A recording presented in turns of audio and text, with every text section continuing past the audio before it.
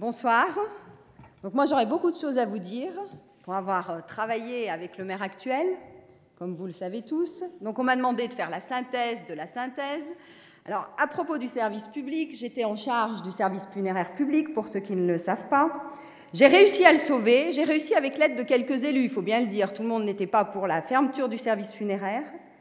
Mais est-ce que vous savez le projet qu'a le maire actuel pour les services publics, notamment pour le service funéraire, dans son prochain mandat? La fermeture pure et simple. Donc voilà ce qu'il pense faire aujourd'hui pour les services. Donc je pense qu'il est important de se mobiliser pour les défendre, parce que quelles conséquences ça aurait pour vous, usagers? Une augmentation des tarifs, plus de concurrence, pour vous, contribuables, une augmentation d'impôts pour payer les réalisations qui existent aujourd'hui, qui ne sont pas totalement remboursées. Voilà, pour tout ça encore, on compte sur vous. Bien. Ces services publics qu'Yves Nicolin a mis à mal dans ses propres services municipaux, ça nous le savons tous. Alors, rien n'est dit pour les défendre, rien n'est dit pour les promouvoir. Et puis je poursuis la lecture de ce programme où il y a une étrange communication.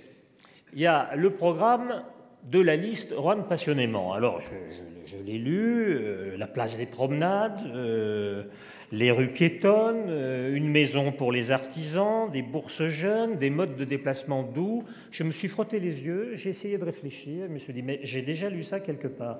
Évidemment, c'était dans le programme que nous avions fait. Et vous savez comment ils sont arrivés à le mettre eux-mêmes dans leur propre programme?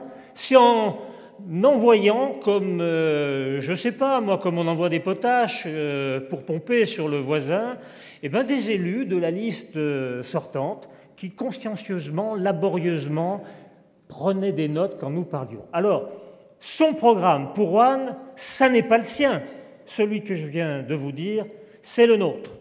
Et puis, il y a un autre programme dans ce Roanne passionnément. C'est celui qu'il nous prête. C'est celui qu'il dit que nous ferions. Et c'est là qu'on arrive sur Super Menteur.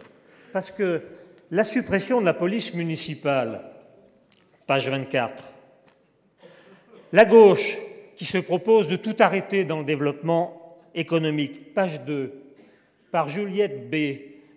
Au début, j'ai cru que c'était Juliette Binoche. Puis j'ai regardé la photo, non, vraiment, c'est pas elle. Bon, ça, c'est sûr. Et puis... Bon... Et puis, ce qu'il écrit sur le parc des sports, page 11, la gauche veut construire encore et encore des nouveaux immeubles collectifs. Mais nous ne l'avons jamais dit, nous ne l'avons jamais écrit, il n'y a aucune trace, c'est lui qui invente. Donc vous voyez, quand il invente tout seul, il dit que des bêtises, pardon. Il dit que des bêtises. Ça, c'est sa communication. Alors, c'est sa communication dont on lui a demandé un jour le prix. Et puis j'ai demandé aussi qu'il y ait une commission d'évaluation et de suivi de la communication, car les élus UMP à la région Rhône-Alpes l'ont demandé, et Jean-Jacques Kéran l'a accepté. Alors je lui ai dit, acceptez à Roanne ce que le président Kéran a accepté à la région. Vous connaissez sa réponse? Non. Et pourtant, ça lui coûte cher, Françoise. Alors, je vais vous surprendre, mais l'adjoint aux finances n'a jamais pu savoir combien coûtait réellement la communication de monsieur le maire actuel. Pourquoi? Parce que voilà comment monsieur le maire travaille. Il travaille seul, je pense que vous n'ignorez pas. Il saucissonne les budgets de façon à ce que rien ne passe en commission d'appel d'offres. Donc il en met un petit peu avec la chorale, un petit peu ailleurs. Et là, il a sa communication offerte par la ville de Roanne, sans que les appels d'offres, les commissions aient été respectées, sans que personne n'ait participé à la décision, ce qui lui permet d'attribuer à qui, pour les marchés à qui? À ses amis. Voilà comment ça se passe.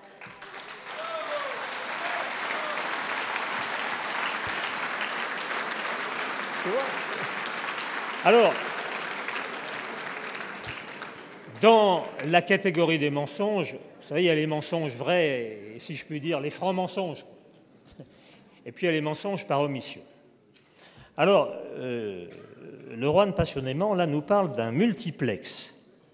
Vous savez, c'est cet équipement pharaonique qui se trouve coincé entre la voie ferrée et le cours de la République, sur les 270 mètres de long.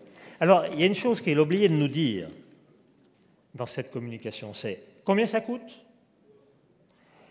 comment il est financé et comment il est commercialisé, c'est-à-dire comment ce qui a été construit est vendu. Eh bien, Françoise va nous le dire. Est-ce que vous croyez que le pôle est payé aujourd'hui? Voilà ce qu'il essaye de nous faire croire. Il reste 16 millions d'euros pour le contribuable rouennais, ce qui ne va pas manquer d'obérer, bien évidemment, les prochains budgets. 16 millions d'euros, c'est pas mal quand même. Je ne sais pas si on peut bien avoir la notion de ce que ça représente.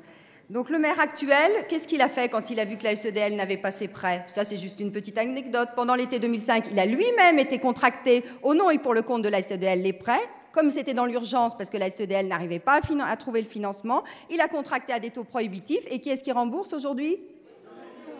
Très bien, je vois que vous suivez bien.